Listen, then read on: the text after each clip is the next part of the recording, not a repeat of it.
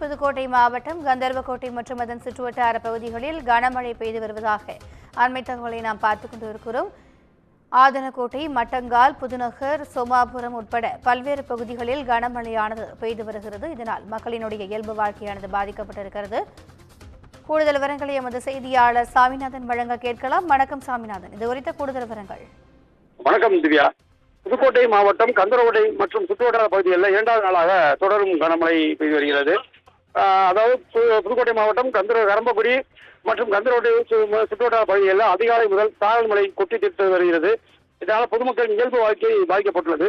புதுக்கோட்டை மாவட்டம் கந்தரக்கோட்டை, கரம்பக்குடி சுற்றுவட்டார பகுதியில் இரண்டாவது நாளாக தொடரும் மழை காரணமாக பொதுமக்களின் இயல்பு வாழ்க்கை பாதிக்கப்பட்டுள்ளது. வானிலை ஆய்வு மையம் கூறியது போல புதுக்கோட்டை மாவட்டத்தில் தொடர்ந்து இரண்டாவது நாளாக கந்தரக்கோட்டை பகுதியில் மழை, குறிப்பாக ஆதனக்கோட்டை, மட்டங்கால், புதுநகர், கோமாபுரம் ஆகிய பகுதிகளில் தொடர்ந்து மழை பெய்து வருகிறது.